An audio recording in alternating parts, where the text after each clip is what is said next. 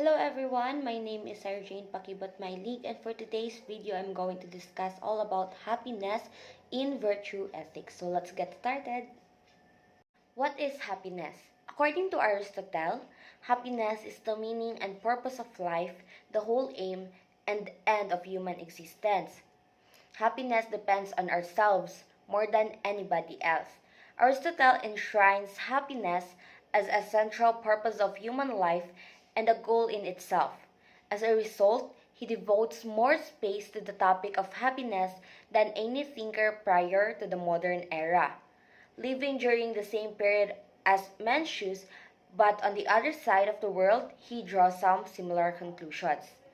That is, happiness depends on the cultivation of virtue, though his virtues are somewhat more individualistic than the essential social virtues of the Confucians.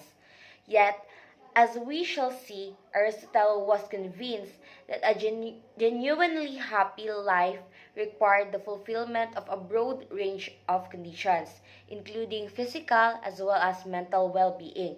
In this way, he introduced the idea of a science happiness in the classical sense, in terms of a new field of knowledge. Essentially, Aristotle argued that virtue is achieved by maintaining the mean, which is the balance between two excesses. Aristotle's doctrine of the mean is reminiscent of Buddha's middle path, but there are intriguing differences. For Aristotle, the mean was a method of achieving virtue. But for Buddha, the middle path referred to a peaceful way of life which negotiated the extremes of harsh asceticism and sensual pleasure-seeking. The middle path was a minimal requirement for the meditative life and not the source of virtue in itself. Next slide is all about happiness as the ultimate purpose of human existence. One of Aristotle's most influential work is the Nicomachean Ethics, where he presents a theory of happiness that is still relevant today. There are key questions Aristotle seeks to answer in this lecture, which is, what is the ultimate purpose of human existence? Second is, what is the end or goal for which we should direct all of our activities? So everywhere we see people seeking pleasure, wealth, and a good reputation. But while each of these has some value, none of them can occupy the place of the chief good for which humanity should aim. To be an ultimate end, an act must be self-sufficient and final, that which is always desirable in itself and never for the sake of something else. It is according to Nicomachean Ethics, and it must be attainable by man. Aristotle claims that nearly everyone would agree that happiness is the end which meets all these requirements. It is easy enough to see that we desire money, pleasure, and honor only because we believe that these goods will make us happy. It seems that all other goods are a means towards obtaining happiness, while happiness is always an end in itself. So, the Greek word that usually gets translated as happiness is eudaimonia. Eudaimonia. And like most translations from ancient languages, this can be misleading. The main trouble is that happiness, especially in the modern America, is often conceived of a subjective state of mind, as when one says one is happy when one is enjoying a cool beer and a hot day like that, or is out having fun with someone's friend or someone special to him or to her. For Aristotle, however, happiness is a final end or goal that encompasses the totality of one's life. It is not something that can be gained or lost in a few hours, like pleasurable sensations. It is more like the ultimate value of your life as lived up to this moment, measuring how will you have lived up for your full potential as a human being. So for this reason, one cannot really make any pronouncement about whether one has lived a happy life until it is over. Just as we would not say for a game or what game, like for example, badminton, hindi natin iyon masasabi na great game na kung nasa kaligitnaan pa ng laro. Instead, we know of many such games that turn out to be blowouts or duds. As Aristotle says, for as it is not one swallow or one fine day that makes a spring, so it is not one day or a short time that makes a man blessed and happy. And it is from his work, Nicomachean Ethics. Next page is all about Aristotle explains the hierarchical view of nature. In order to explain human happiness, Aristotle draws on a view of nature he derived from his biological investigations. If we look at nature, we notice that there are four different kinds of things that exist in the world, each one defined by different purposes. So, first is mineral, rocks, metals, and other lifeless things.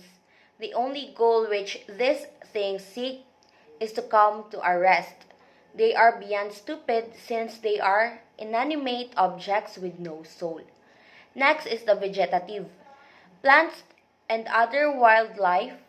Here we see a new kind of thing emerge, something which is alive, because plants seek nourishment and growth.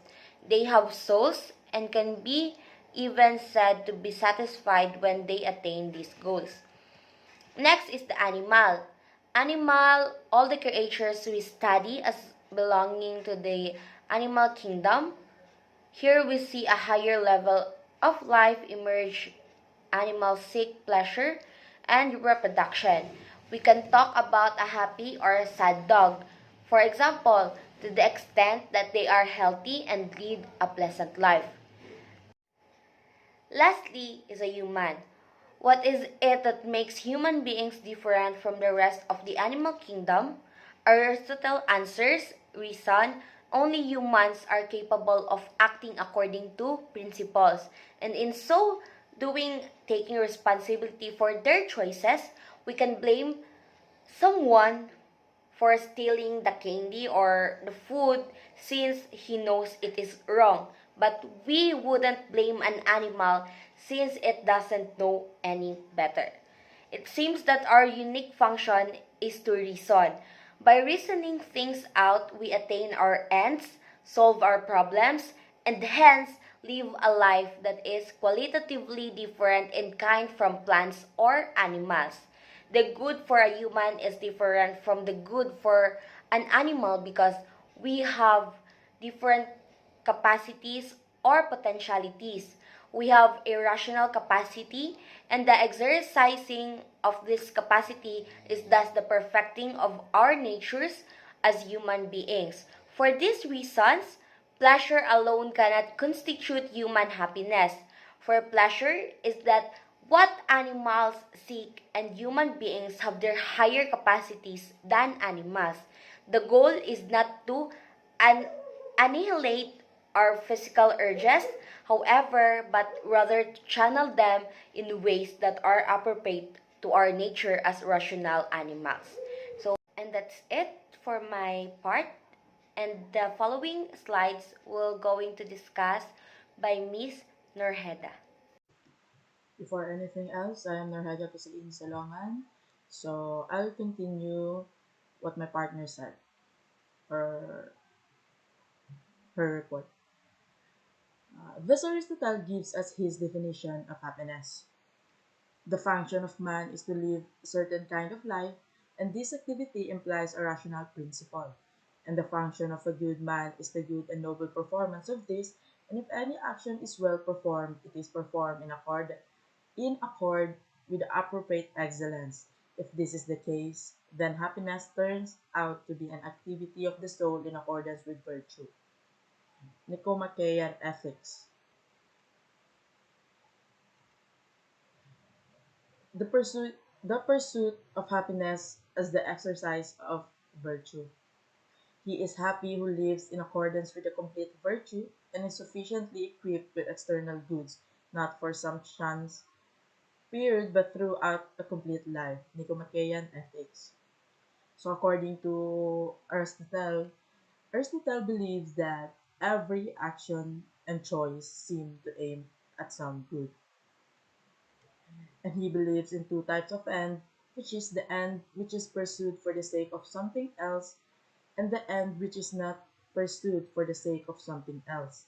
These two are pursued and not pursued.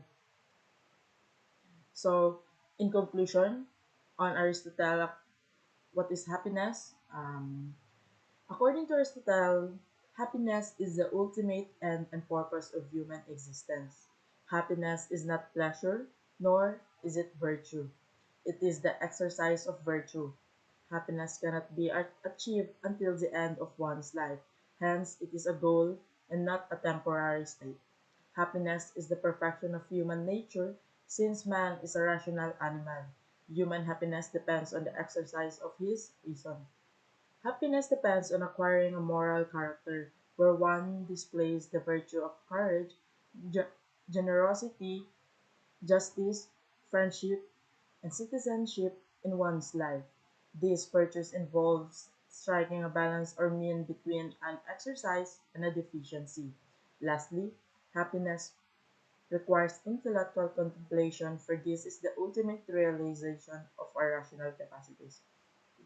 So before I will end this topic, mag-iwan ako ng question. What habits makes you happy? Or what makes you happy? That's all. Thank you.